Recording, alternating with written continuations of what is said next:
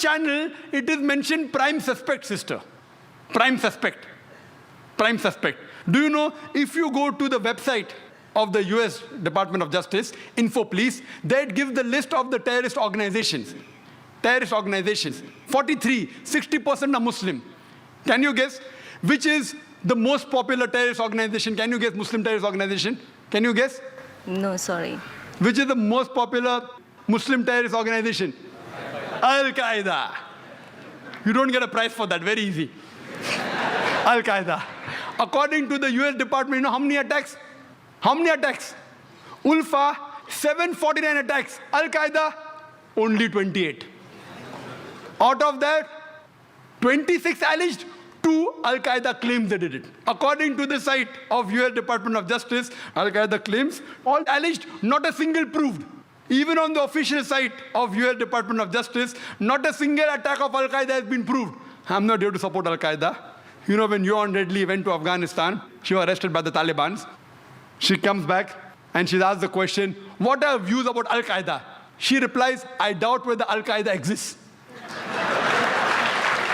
So sister, what I'm trying to tell you, that when we get the information, if you are a man of the media or a person of the media, you can realize and you know that this information mostly will be correct. This has to be checked up. So what we have to realize that it is suspect, prime suspect, prime suspect. Even on CNN and BBC, even though they say it's a prime suspect, they're treating him as though he's a culprit. Can you go and kill thousands of Afghans only because of a prime suspect? Not even proved. So, but natural sister, when we hear the news, we have to realize that who controls the news, what is the agenda behind, and then we have to be careful what news you take and what you quote. Hope that answers the question, sister. A non-Muslim brother? The question has been put forward by my non-Muslim friend. Okay, we'll allow that. Okay. Assalamu alaikum, sir. Myself, Saif, and I am a management student. The question is that, do you think that Muslim feel insecurity, and that's why can we say that terrorism is its outcome? Thank you, sir. Your comment, please. The brother asked the question that do Muslims feel insecure? And that's the reason terrorist acts are done. I told in my talk, the main root cause of terrorism is injustice. It's not insecurity. Insecurity may be part of it, but the main cause is injustice. Injustice and something wrong done to a group of people. If you read an article that came yesterday on Sunday midday, on the eve of the 9/11, one of the very famous persons, name is William, he writes and he gives advice that the root cause is injustice and wrong done to community. And he agrees with the Bombay authorities that there are possibilities that Kashmiris may have done bomb blasts in Bombay, but he says, what is the cause? According to him, the Kashmiris are unmilitant people. They are peace-loving people, so what has forced them to fight? And he gives his view, it is because of democracy which is forged. He says that, not me. It's not my comments. Person who's an expert. And he gives advice to people in the world. He says that the democracy is forged. It is manipulated. That's the reason what we find that they're fighting. Same in Palestine. They're fighting because the rights are taken away. So the main cause of terrorism is injustice done to a group or any wrong done. So to get their rights back, this gives rise to a fight, to a retaliation, which is called terrorism by people opposing it. Those who agree with it, they call good. For example, Bhagat Singh. He fought for the freedom of the country. By the Britishers, he was called terrorist. We call him freedom fighter. So depending upon what is the background, therefore, before you give a label of terrorist, therefore I said terrorism has got different meanings, has got different definitions. It changes because of geographical definition. It changes because of history. So the same person who's called a terrorist by British government, we Indians called him a freedom fighter. So like that, we have to find out the main cause is injustice done to a group of people. I'll ask a question from non-Muslim brother on the slip. It's Christopher Lobo asks, how can you prove that 9/11 was an inside job?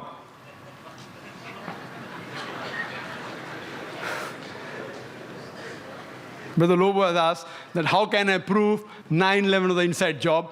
I've got the proofs, I can repeat the proof, it has been proven by other people. Just a few days back, there was an article that came in the newspaper that 75 professors of US, they say, they believe that 9/11 was an inside job. And in the article, It was mentioned. It came in Times of India, I think on the 7th of September.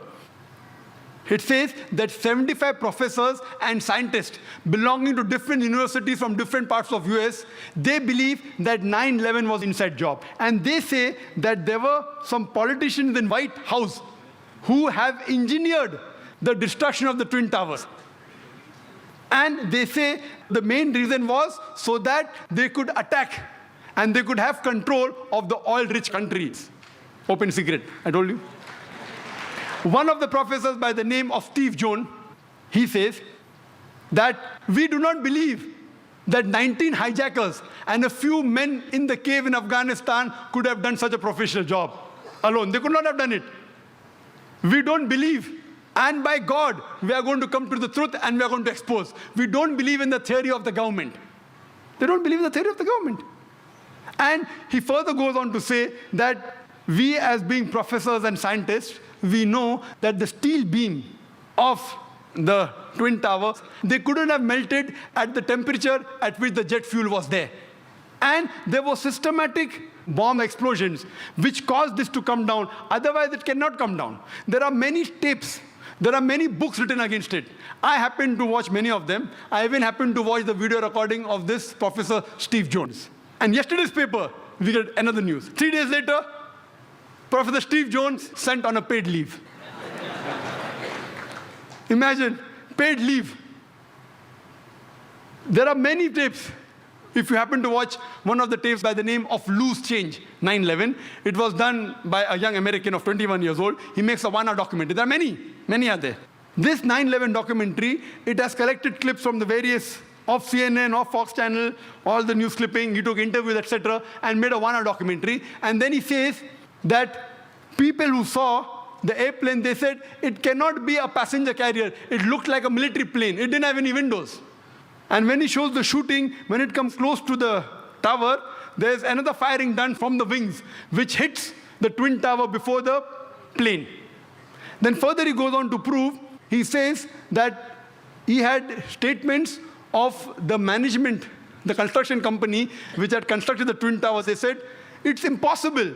The Twin Tower were made to withstand storm, to withstand tornado. This plane cannot knock it down. And it cannot come down because the fuel burns at 1,000 degrees temperature. This, even for 2,000 degrees temperature, for hours, nothing will happen to it. 10 days later, he changes his statement and said, no, it's possible. Jet fuel can cause damage to the beams. Another professor who gave the statement, he didn't withdraw his statement back, so he was sacked. Furthermore, what they did, that in the documentary they show that when the Twin Towers came down, like how you willfully get down any building. And he gave statistics that many buildings in New York, tall skyscrapers, 40 floors, 60 floors, they caught fire for many hours, but none of them came down. It is the first building in the history of USA. It has come down that way. And he showed photographs that when building is deliberately brought down, how do they get down by the explosion? The same way it came down. There was systematic bomb blast. And people who went to rescue, whether it be the firemen, they were interviewed, they said that we were thinking that someone up was pressing the bomb button. And the bombs were going out, boom, boom, boom. So how the Twin Towers come down, they have given proof. Furthermore, they say that all the proofs given by the government, they analyzed. They said 19 hijackers, some of them, they were trained as flying off the plane. They went to the university and they interviewed the professors. Do you think that this person can do such an act? Impossible. The way the plane took a turn, and I have personally spoken to senior pilots who have flown big Boeings and Airbuses for several years. They said it's impossible to take such a turn. And imagine just a new person, a few hundred of us takes a turn. What the experts say, it has to be a military plane. Furthermore, information given by the government, phone calls were there. Phone calls said that they said the passenger in the plane, they claimed that they were hijacked. One of the phone calls was by a flight attendant. She says that buildings, water, my God. She's been flying for 12 years. Hasn't seen buildings in New York. Another person, he says, Mom, this is Mark Bingham. Mom, can you hear me? We are being hijacked. Do you believe? The question to be asked, if I'm going to speak to my mom, I will say Zakir. I'll not say I'm Zakir Naik speaking. He said I'm Mark Bingham. Mom, I'm Mark Bingham. If Mark has to speak to the mom, he will say I'm Mark. He will not say I'm Mark Bingham. He gave systematic proofs Do you speak to your mother telling your surname? So all the proofs, all the phones were taped down, and then he did a survey that can the mobile phone work at 32,000 feet. When a survey was done at 4,000 feet, the chances of mobile working is 0.4%. At 8,000 feet, it is 0.1%. And 32,000 feet, it is 0.006%. 0.006. There's no chance. And the documentary says that today, USA is spending millions of dollars to reach mobile at that height. In 2001, they did it. Then there are many documentaries. Then the documentary says that there are black boxes. Every plane has got 2 black boxes. And the black boxes can withstand a temperature of 3,000 degrees centigrade for several hours.